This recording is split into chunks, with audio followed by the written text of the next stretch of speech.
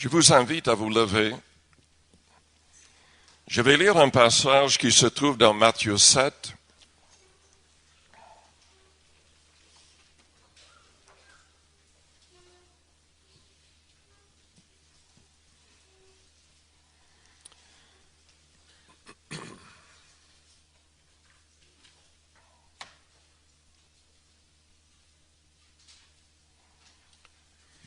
Je vais lire à partir du verset 12. C'est notre Seigneur et Sauveur Jésus-Christ qui est en train de parler ici. Il a dit, tout ce que vous voulez que les hommes fassent pour vous, faites-le de même pour eux. Car c'est la loi et les prophètes. Entrez par la porte étroite, car large est la porte, spacieux le chemin qui mène à la perdition, et il y en a beaucoup qui entrent par là. Mais étroite est la porte, resserrez le chemin qui mène à la vie, et il y en a peu qui les trouvent. Il y en a peu qui les trouvent. Gardez-vous de faux prophètes. Ils viennent à vous en vêtements de brebis, mais au-dedans, ce sont des loups ravisseurs. Vous les reconnaîtrez à leurs fruits. Cueille-t-on des raisins sur des épines ou des figues sur des chardons? Tout bon arbre porte de bons fruits, mais le mauvais arbre porte de mauvais fruits. Un bon arbre ne peut porter de mauvais fruits, ou un mauvais arbre porter de bons fruits. Tout arbre qui ne porte pas de bons fruits est coupé et jeté au feu. C'est donc à leurs fruits que vous les reconnaîtrez. Ceux qui me disent, Seigneur, Seigneur, n'entreront pas tous dans le royaume des cieux, mais seulement celui qui fait la volonté de mon Père qui est dans les cieux. Le baptême d'eau par immersion totale fait partie de sa volonté. Plusieurs me diront en ce jour-là, Seigneur, Seigneur, n'avons-nous pas prophétisé par ton nom? N'avons-nous pas chassé des démons par ton nom? Et n'avons-nous pas fait beaucoup de miracles par ton nom? Alors je leur dirai ouvertement, je ne vous ai jamais connu. Retirez-vous de moi, vous qui commettez l'iniquité. C'est pourquoi, quiconque entend ces paroles que je dis et les met en pratique sera semblable à un homme prudent qui a bâti sa maison sur le roc. Prions le Seigneur avant d'aller plus loin. Père céleste, nous te louons, nous te bénissons. Seigneur, tu es au milieu de nous par ton esprit. Et je te demande, manifeste-toi à toute personne inconvertie. Sauve et délivre toute personne liée encore par l'adversaire, par le péché, par des habitudes mauvaises. Purifie nos cœurs, sanctifie-nous. Seigneur, montre-nous ta volonté et aide-nous à la mettre en pratique. Seigneur, nous voulons que tu prennes le contrôle de cette réunion, de nos pensées. Sois glorifié au milieu de nous par des miracles. Au nom du Seigneur Jésus. Amen. Vous pouvez vous asseoir.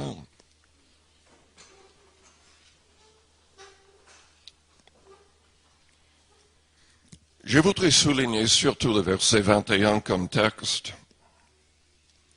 Ceux qui me disent, Seigneur, Seigneur, n'entreront pas tous dans le royaume des cieux, mais seulement celui qui fait la volonté de mon Père qui est dans les cieux. Je vous demande ce matin, est-ce que vous connaissez la volonté de Dieu pour votre vie? Est-ce que vous êtes en train de mettre en pratique cette volonté?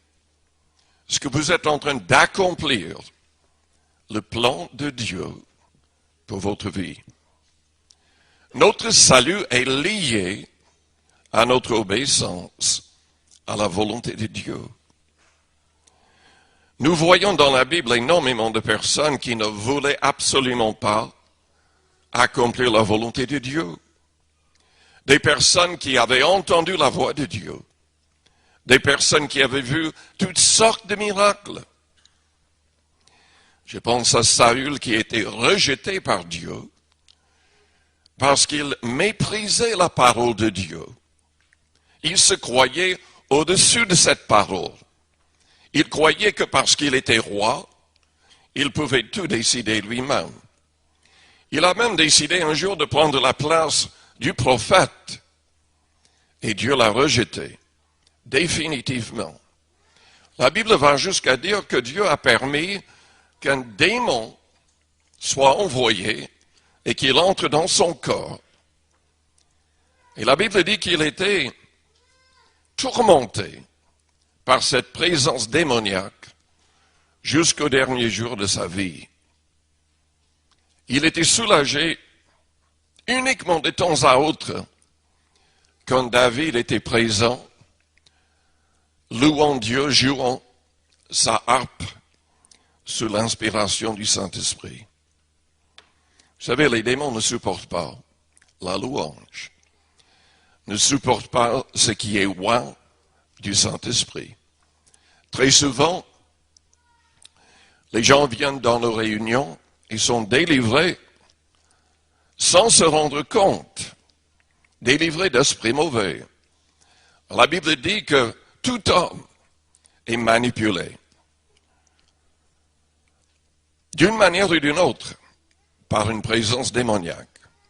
Jésus-Christ, en Matthieu 12, à partir du verset 43, a parlé de l'importance d'être délivré et de rester délivré. Dans Éphésiens chapitre 2, la Bible dit qu'il y a un esprit de rébellion qui agit dans le cœur des inconvertis. Nous avons besoin de délivrance.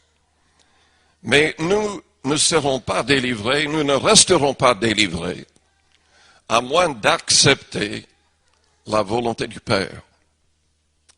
Disons-le tout de suite, les commandements du Christ démontrent la volonté du Père.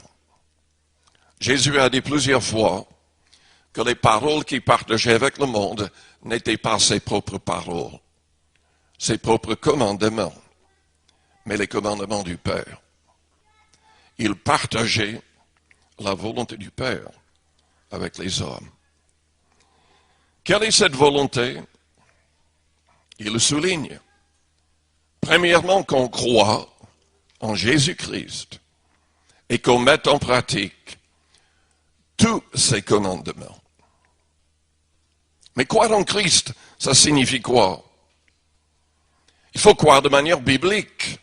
Nous ne pouvons pas croire comme les démons croient, car les démons seront condamnés. Ils tremblent, ils savent très bien qui est Jésus, mais ils ne seront pas sauvés. Nous ne pouvons pas croire comme les témoins de Jéhovah croient, parce qu'eux, ils croient en Jésus-Christ en tant qu'un ange appelé le Fils. Nous ne pouvons pas croire en Jésus-Christ comme les Mormons croient, car pour les Mormons, Jésus est un homme exalté. Selon 1 Jean chapitre 4, nous devons croire et confesser que Jésus-Christ est le Fils unique. Selon Romains 10, du verset 9 jusqu'au verset 13, nous devons croire en Jésus-Christ en tant que l'Éternel. J'utilise ce mot, mais il faudrait que je vous explique que le mot est inventé. Vous avez sans doute la traduction par Louis II, que je n'aime pas, honnêtement. Je n'aime pas cette traduction parce qu'il a inventé le nom de Dieu. Ce n'est pas une traduction du tout. Chaque fois que vous voyez l'Éternel dans l'Ancien Testament, en hébreu, c'est Y-H-W-H. Ce n'est pas Jéhovah, ce n'est pas Yahvé, ce n'est pas l'Éternel. En réalité, personne au monde ne sait prononcer ce nom. Personne. Car il n'y a que des consonnes. Et les Juifs, dans l'histoire et aujourd'hui, quand ils lisent en hébreu, ils ne disent pas, ils n'essaient pas de prononcer ce nom. Ils disent Adonai, qui signifie Seigneur. Seigneur. Les apôtres ont agi de la même manière. Quand ils citaient des passages de l'Ancien Testament où il y avait YHWH, ils n'ont jamais essayé de dire Jéhovah ou Yahvé ou l'Éternel ou autre. Ils disaient en grec, le nouveau est écrit en grec, Kyrios, qui signifie de la même manière qu'Adonai, Seigneur. Nous ne sommes pas témoins de Jéhovah. Nous sommes témoins du Seigneur. Jésus est celui qui Louis II a appelé l'Éternel, que certains dans leur traduction appellent Jéhovah. Mais il est Seigneur. Et soyons honnêtes avec les traductions. Dans Romains 10, qui dit que nous devons confesser que Jésus est ressuscité, que nous devons invoquer le nom du Seigneur pour être sauvés. Comprenons de qui il s'agit. Jésus est Seigneur, ou l'Éternel, ou Jéhovah si vous voulez, ou Yahvé si vous voulez. Il est Dieu. Il est un avec le Père. Si vous lisez attentivement le Nouveau Testament, vous verrez que dans les évangiles, souvent on appelait le Seigneur Jésus. Vous ne verrez plus jamais ça dans les épîtres. Chaque fois, vous verrez qu'il appelait le Seigneur Jésus. Parce qu'il est Seigneur. Et nous devons comprendre qui il est et nous devons le confesser. Non, les témoins de Jéhovah ne peuvent pas aller au ciel. Les Mormons ne peuvent pas aller au ciel. Croyant et confessant comme ils le font. Nous devons comprendre qui il est. Selon Hébreux chapitre 1er, selon Jean chapitre 1er, selon Colossiens chapitre 1er et 2. Il est Dieu. Il est le créateur de toutes choses. Il n'y a pas une seule chose dans l'univers qui n'a pas été créée par lui. La Bible dit que tout a été créé par lui et pour lui et par lui tout subsiste. Selon Hébreux 1, il est le côté visible du Père qui est invisible. Et c'est lui qui a payé le prix de notre rédemption.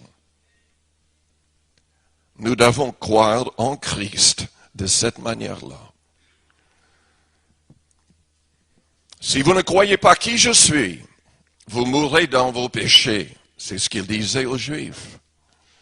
Il a dit dans Jean 14, verset 6, « Je suis le chemin, la vérité et la vie. Nul ne vient au Père que par moi. » Paul écrit dans Timothée 2, verset 5, « Il n'y a qu'un seul médiateur entre Dieu et les hommes, c'est Jésus-Christ. » C'est lui qui nous donne accès auprès du Père. C'est lui, selon Hébreux 7 au verset 25, qui peut sauver de manière parfaite tout homme qui s'approche de lui.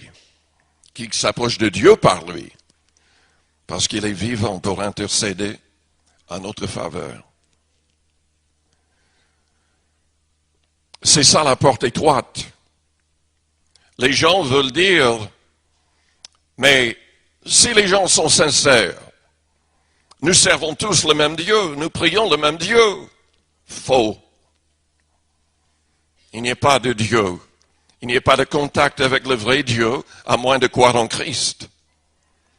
À moins de passer par le Christ. Il n'y a pas de salut en dehors de Jésus-Christ, car il fallait que le sang innocent du Christ soit versé pour nos fautes. Depuis le début de l'histoire, Dieu, le Père, avait choisi le sang comme moyen d'expiation pour nos péchés. Il demandait qu'on verse le sang d'animaux, mais ce n'est que symbolique. Selon Hébreux 10, le sang des animaux ne peut pas vraiment ôter les péchés. Mais Jésus a dit, tu m'as créé encore, me voici pour faire ta volonté. 2 fois il a dit, entrons dans le monde, comprenant ce qu'il devait accomplir. Il a dit, tu m'as créé encore, me voici pour faire ta volonté. Qu'est-ce qui nous sauve de la colère à venir? Selon Romains chapitre 5, c'est le sang de Jésus-Christ. Uniquement le sang de Jésus-Christ. Il n'y a pas de salut chez les hindous, ou chez les musulmans, ou chez qui que ce soit d'autre. Il y a plus de 3000 religions dans le monde qui sont en train de soulager les consciences pendant que le diable les amène en enfer. Cela a commencé avec Cain et Abel. Vous savez, souvent les gens disent, mais les gens sont sincères. Ils croient vraiment toutes ces choses. Ah bon? Ce n'était pas le cas avec les 2 frères. Abel a offert du sang d'un animal. Dieu a accepté son sacrifice. Mais Cain a offert des légumes de son jardin. Et Dieu a rejeté son sacrifice. Parce qu'il n'y a que le sang qu'il accepte. Eh bien, Dieu a parlé du ciel audiblement à Cain.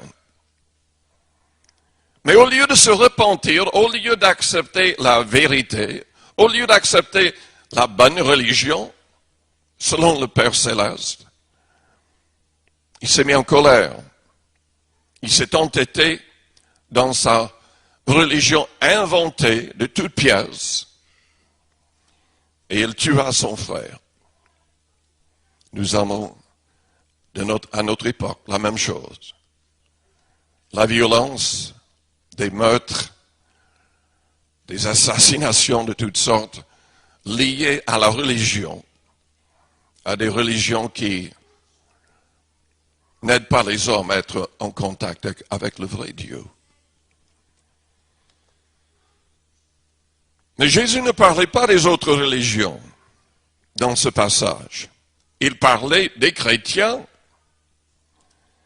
Ceux qui me disent Seigneur, Seigneur n'entreront pas tous dans le royaume des cieux, mais seulement celui qui fait la volonté de mon Père qui est dans les cieux. Est-ce que vous serez sauvés? Ce n'est pas parce que vous vous dites chrétien que vous serez sauvés. Ce n'est même pas parce que vous passez par les eaux du baptême que vous serez forcément sauvés. Si nous voulons être sauvés, nous devons accomplir toute la volonté du Seigneur à notre égard. Quelle est cette volonté? Il y a sa volonté générale qui est pour tout le monde, soulignée dans ses commandements. Il y a sa volonté révélée personnellement aux croyants qui cherchent sa face. N'oublions pas ce que Romains 8 au verset 14 nous dit. Qui sont les vrais enfants de Dieu?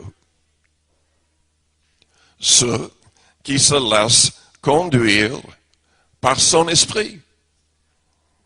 Si vous n'avez même pas un vrai contact avec Dieu, si vous ne connaissez pas son esprit, vous n'êtes pas sensibilisé à sa voix, comment est-ce que vous pouvez être conduit et comment est-ce que vous pouvez vous appeler réellement enfant de Dieu?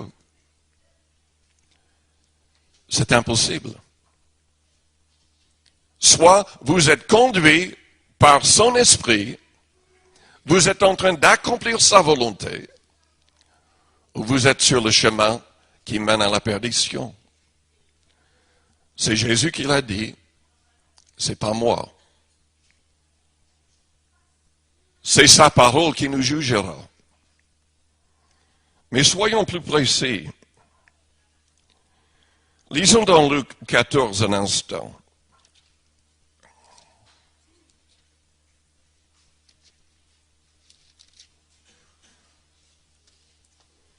Au verset 26.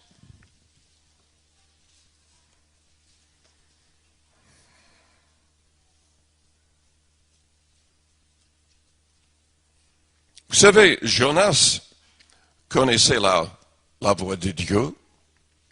Dieu lui a dit d'aller à Ninive et de prêcher le message de repentance. Mais il n'a pas accepté la volonté du Père.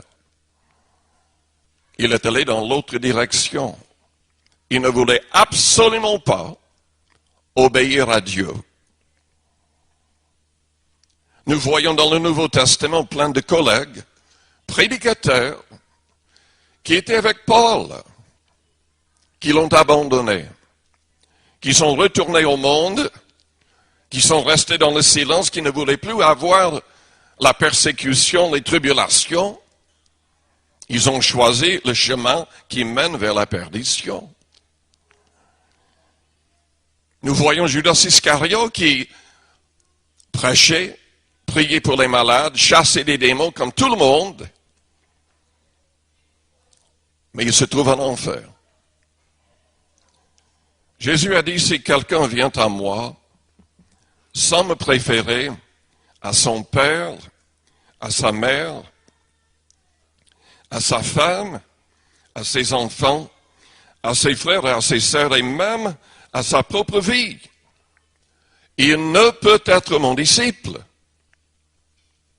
Et quiconque ne porte pas sa croix et ne me suit pas,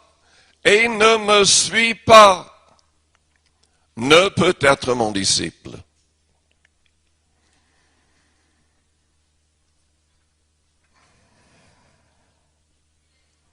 Il y a plein de gens qui refusent ce qui est difficile, qui refusent de souffrir, de faire des sacrifices pour le Seigneur et pour les autres.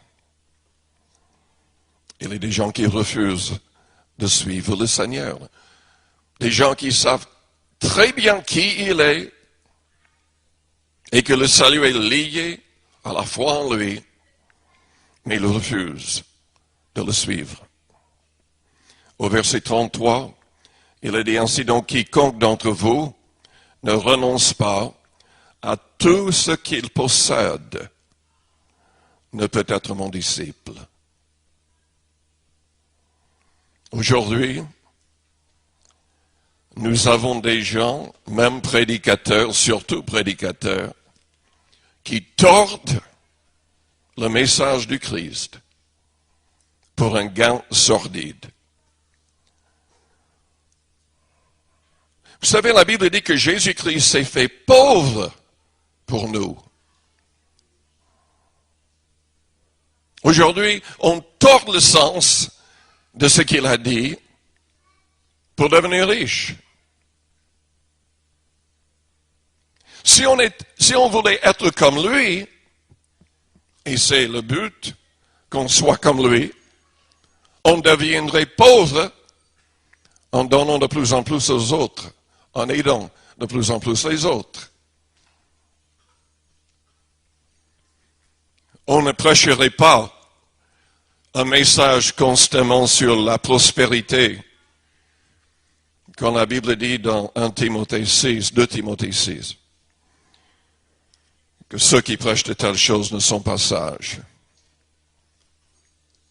Jésus-Christ a dit de ne point amasser des trésors sur la terre, mais dans le ciel. C'est quand on donne pour aider les autres qu'on amasse des trésors dans le ciel. C'est quand on fait des sacrifices pour le Seigneur qu'on met énormément en banque au ciel pour l'éternité. Si vous ne voulez pas dire Alléluia, Amen, vous pouvez dire aïe aïe aïe.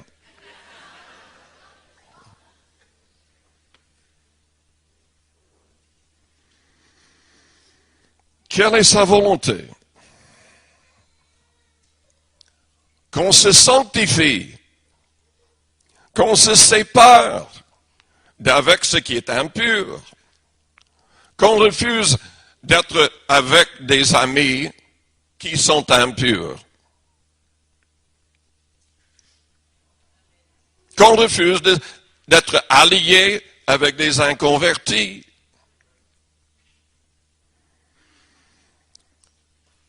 Lisons dans 2 Corinthiens 6, 2 Corinthiens 6, au verset 14. Ne vous mettez pas avec les infidèles sous un joug étranger, car quel rapport y a-t-il entre la justice et l'iniquité? Ou qu'y a-t-il de commun entre la lumière et les ténèbres? Quel accord y a-t-il entre Christ et Bélial, qui signifie le méchant? Quelle part a le fidèle avec l'infidèle? Quel rapport y a-t-il entre le temple de Dieu et les idoles? Ou avec des faux chrétiens qui sont idolâtres? Selon 1 Corinthiens 5, nous ne devrions même pas manger avec une telle personne. Nous ne devrions même pas manger avec une telle personne. C'est ce que la Bible dit. Ni avec quelqu'un qui est outrageux ou lié par la fornication ou l'adultère.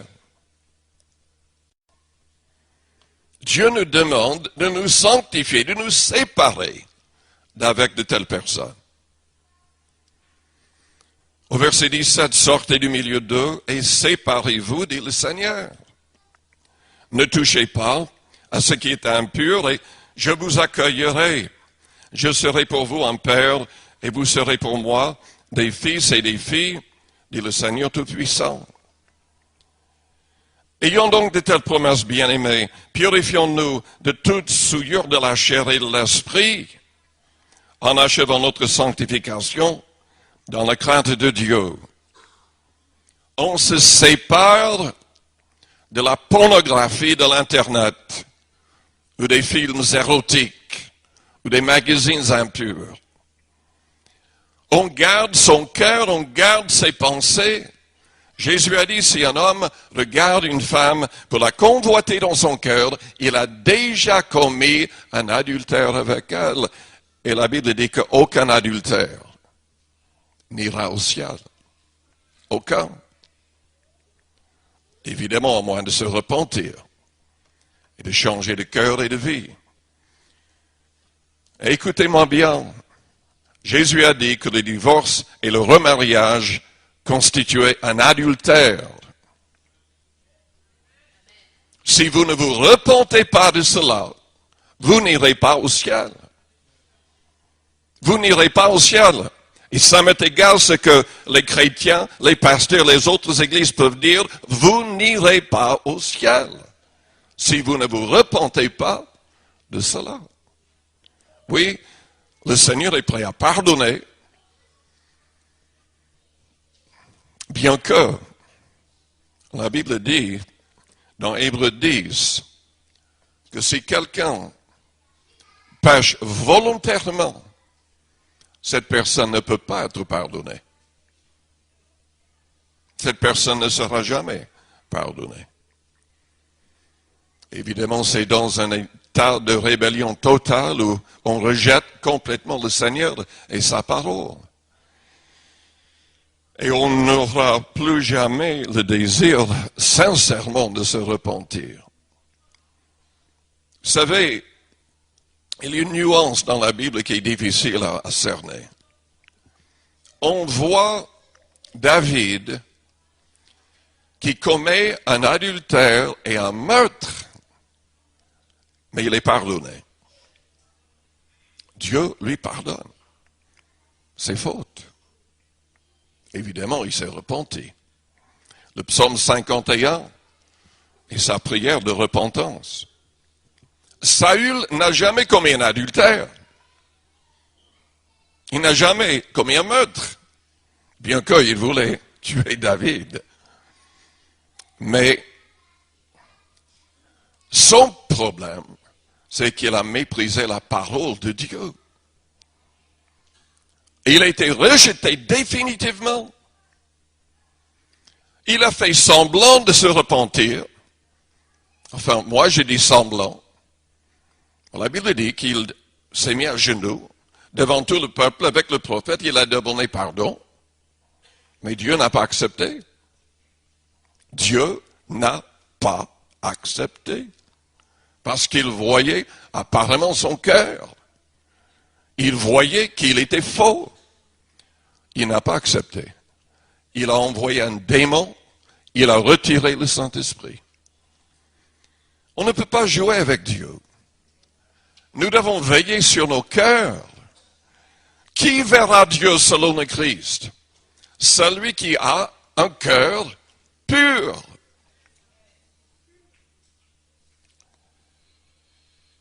Nous devons veiller sur nos paroles. Les gens du monde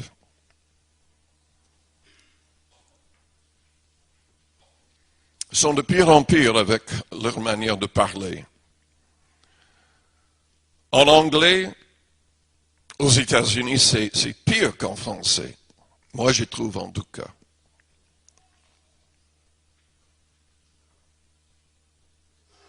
Ils utilisent le nom du Seigneur en vain continuellement. Des blasphèmes de toutes sortes. Et c'est de pire en pire. Mais la Bible dit dans Jacques, au chapitre 1er, au verset 26, je vais le lire parce que je ne peux pas le citer de cœur, par cœur.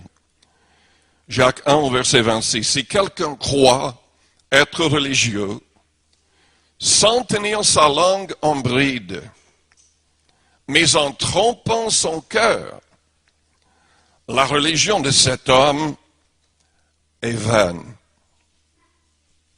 En d'autres termes, une personne qui ne contrôle pas sa langue n'ira pas au ciel. Sa religion ne le sauvera pas. La religion pure et sans tache devant Dieu notre Père consiste à visiter les orphelins et les veuves dans leurs afflictions et à se préserver des souillures du monde. Est-ce que vous aidez les autres? Est-ce que vous veillez sur les autres? Est-ce que vous veillez sur votre langue? Est-ce que vous vous préservez des souillures du monde? J'ai dit que pour le Seigneur, pour le Père Céleste, nous devons nous séparer. C'est souligné à maintes reprises dans la Bible. Le peuple juif n'avait même pas le droit d'entrer dans la maison d'un non-juif. Ils ne devaient pas permettre qu'un non-juif entre dans leur maison. Ils ne devaient pas manger avec un non-juif. Ils étaient pleinement séparés. Et c'était la volonté de Dieu. Nous devons nous séparer. Mais en même temps, nous avons la responsabilité d'avertir quand même les gens autour de nous. Nous devons être prêts à les aider. Dans Ézéchiel, au chapitre 33,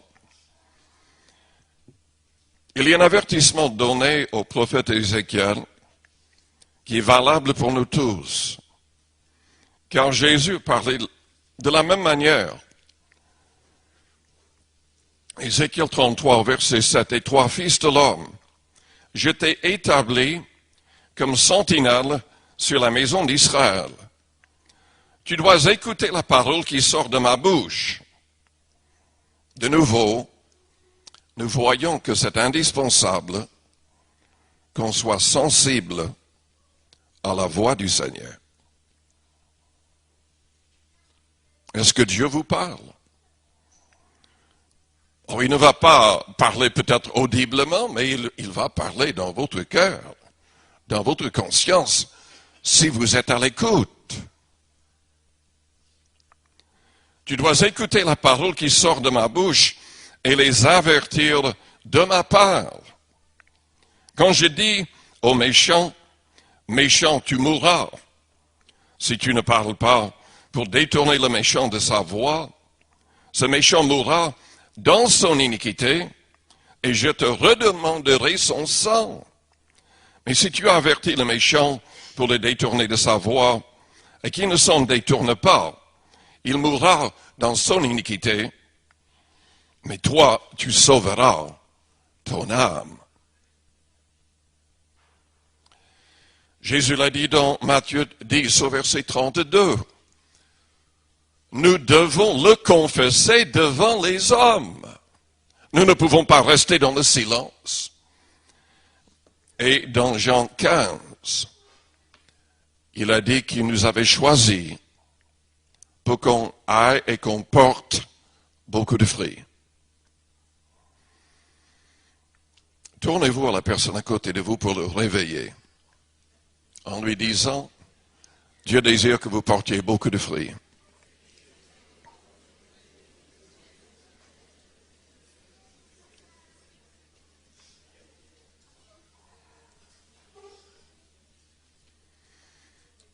Il veut qu'on gagne des âmes.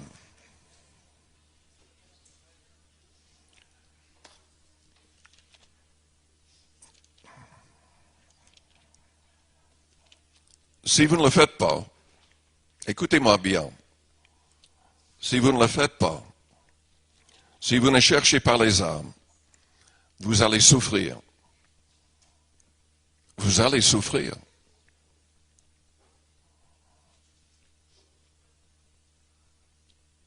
Vous risquez carrément de perdre votre salut si vous ne le faites pas. C'est exactement ce que le Christ a dit dans Jean 15. Même les personnes qui sont en train de gagner un peu de fruits vont souffrir s'ils ne se donnent pas pleinement. Parce que Jésus a dit, tout sarment qui est en moi et qui ne porte pas de fruits, il le retranche. Et tout sarment qui porte du fruit, il les monde afin qu'il porte encore plus de fruits.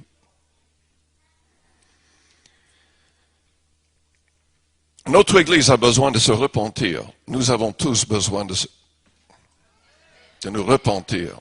Nous ne sommes pas en train de travailler assez pour gagner des âmes. Quand nous avons commencé l'Église, il n'y avait que 40 personnes. Et avant les missions, quand on a invité un évangéliste, un groupe, ces 40 personnes arrivaient à distribuer 200 000 invitations avant ou pendant la mission. Nous n'arrivons même pas à distribuer 20 000 avec les 300 personnes que nous avons actuellement.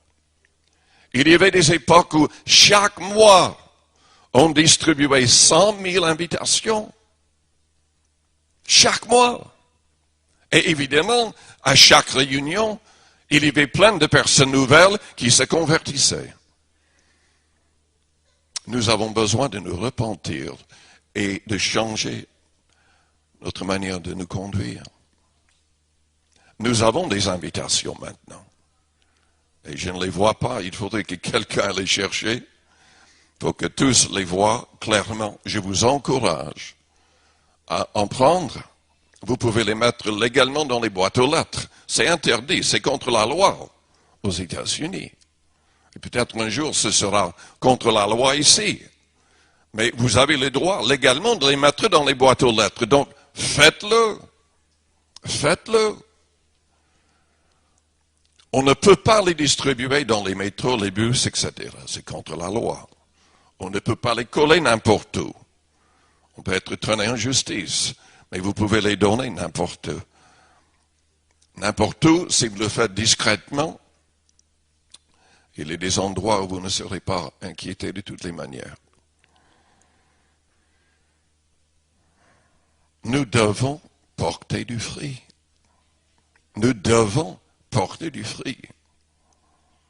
À quoi ça sert l'Église si on ne gagne pas des âmes? Si on n'est pas conduit par le Seigneur auprès des âmes? Nous aurons du sang sur nos mains au jour du jugement. Rien d'autre. C'est sa volonté qu'on ne porte pas un peu de fruit, mais beaucoup de fruits. Ainsi, il a dit, vous serez mes disciples et le Père sera glorifié.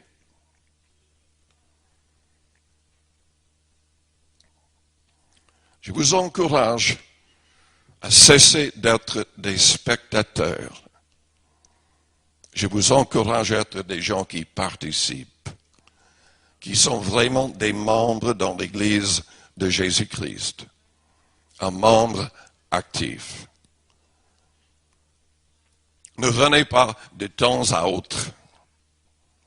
Que l'Église, que la volonté du Seigneur soit la chose principale dans votre vie. Nous sommes en train de parler du salut de nos âmes.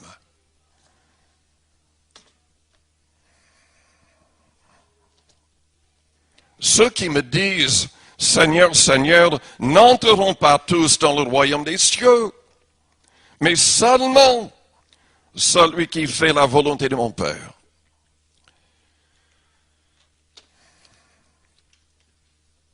C'est sa volonté que tous les croyants soient baptisés du Saint-Esprit avec le signe de parler en langue. C'est sa volonté que tous les dons surnaturels du Saint-Esprit, mentionnés dans Corinthiens 12, soient manifestés dans l'Église, non pas par une personne, 5 personnes, mais par tous. Tous. Selon Corinthiens 14, la Bible dit, tous peuvent prophétiser.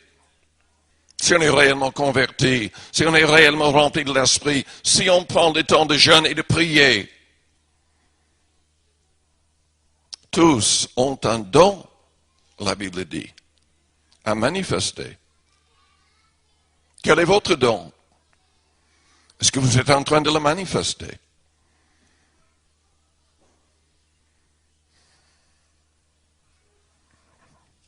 C'est sa volonté que nous soyons maîtres de nous-mêmes. Maîtres de nous-mêmes. C'est sa volonté qu'on soit comme le Seigneur Jésus-Christ. Dans Galates au chapitre 5,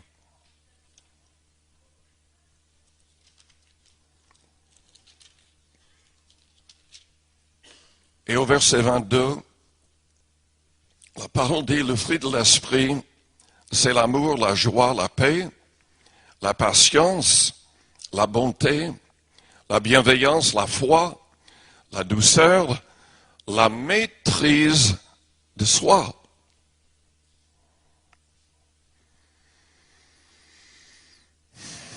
Les gens du monde sont de moins en moins maîtres d'eux-mêmes.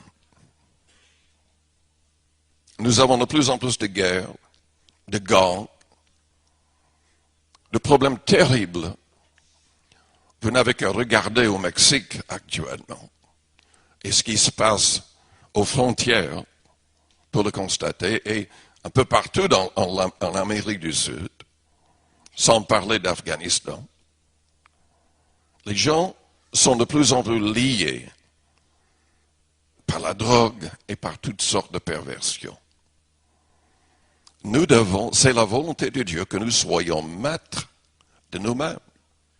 Que nous ne soyons pas esclaves du péché, de la chair, mais que nous soyons maîtres de tout, grâce au Saint-Esprit en nous.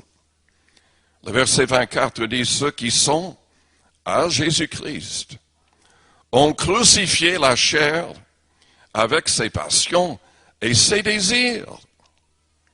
Si nous vivons par l'Esprit, marchons aussi selon l'Esprit.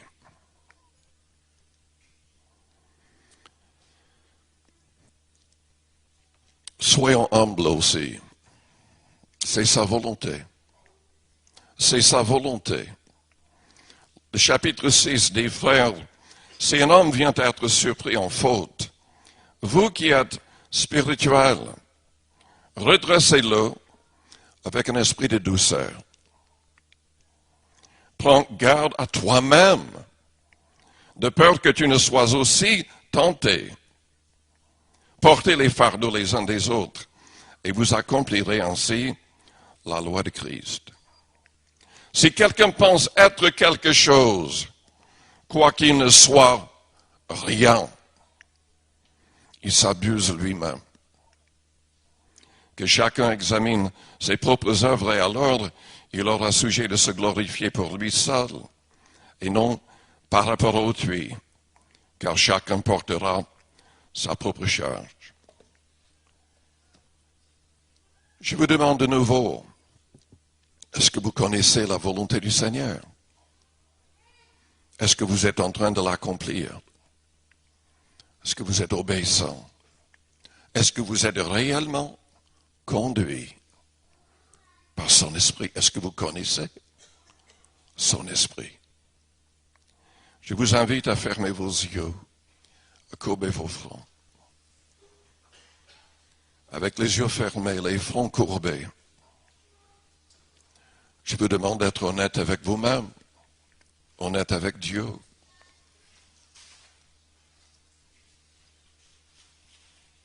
Moi, je suis convaincu qu'au jour du jugement, il y aura énormément de larmes, de pleurs, de craintes.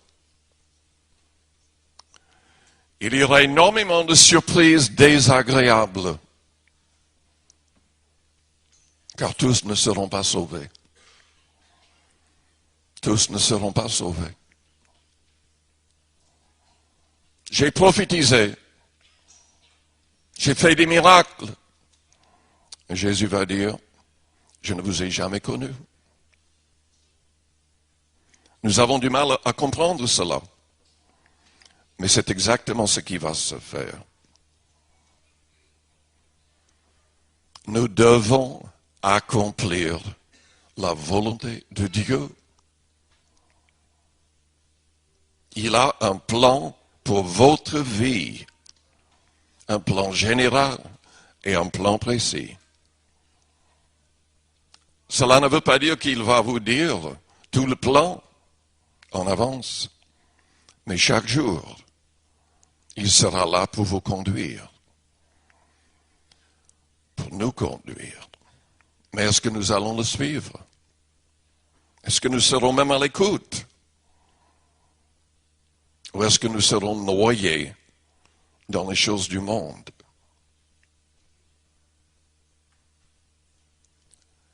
Peut-être que vous êtes là et vous n'avez jamais donné votre cœur, votre vie, votre volonté au Seigneur pour qu'il vous sauve. Si vous voudriez le faire ce matin, je voudrais prier pour vous en premier. Pendant que les yeux restent fermés, les fronts courbés, si vous voulez saisir la main du Seigneur pour sauver votre âme, faites-moi signe en élevant votre main juste pour un instant. Je la verrai. Je prierai pour vous. Il y a plusieurs personnes. Merci, oui, merci. Est-ce qu'il y a quelqu'un d'autre? Élevez votre main vers le Seigneur et ensuite vous pouvez le baisser. Oui, merci, merci, merci.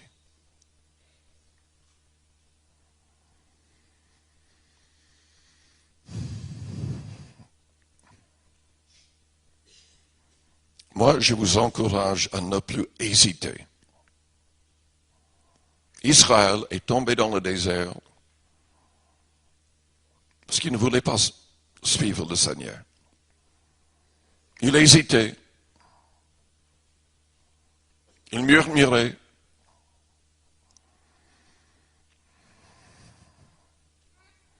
Je ne sais même pas combien de temps nous reste. Il y a de plus en plus de catastrophes selon les prophéties de la Bible. Vous savez cette histoire de volcan. En 1783, le même volcan a explosé. Il y a encore à côté un autre qui est plus grand.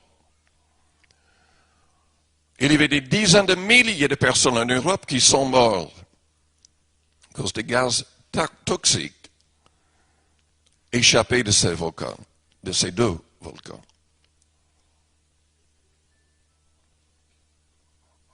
Toutes sortes de choses, selon les prophéties de la Bible, vont arriver. Si nous voulons nous mettre en règle, c'est maintenant le moment de le faire. Si nous voulons pousser les autres à se mettre, à être en règle, c'est le moment de le faire.